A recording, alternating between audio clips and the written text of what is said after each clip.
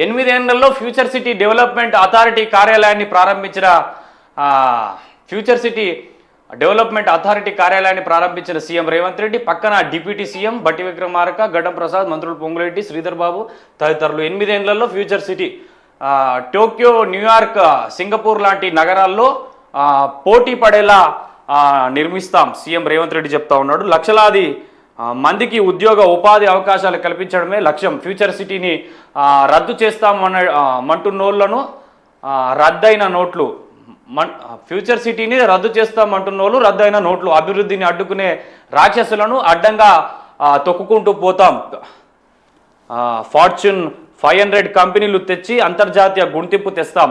కబ్జా కోరలు పీకుతాం. చెరువులను పునరుద్ధరిస్తామని వెల్లడి. ఫ్యూచర్ సిటీ డెవలప్మెంట్ అథారిటీ కార్యాలయం ప్రారంభం అని చెప్పేసి నిన్న ఈ కార్యాలయం ప్రారంభించిన తర్వాత భారీ బహిరంగ సభ కూడా ఏర్పాటు చేసిర్రు. మరి ఒక వీడియో కూడా చూపించేటువంటి ప్రయత్నం చేస్తా.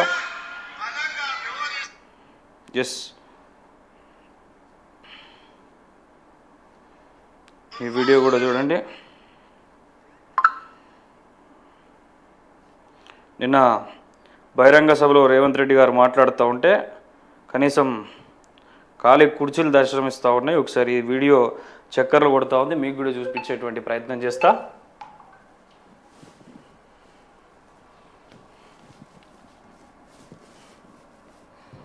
జస్ట్ చూడండి.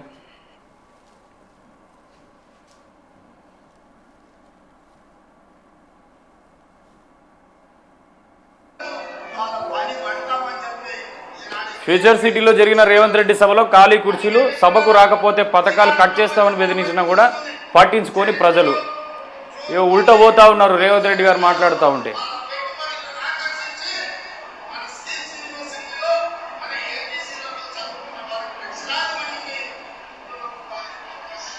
సభకు టైం చెప్తే టైంకి పోతే ఉంటారు ప్రజలు. వాళ్ళని ముందే 4 గంటల ముందే తెచ్చి కూర్చునబెట్టి వాళ్ళకు ఇబ్బంది పెడతా ఉంటారు. మనోళ్ళేమో లేటుగా వస్తారు, లేటెస్ట్గా వచ్చినట్టు. అది పరిస్థితి నిన్న ఫ్యూచర్ సిటీ సభ కాడ. ఇక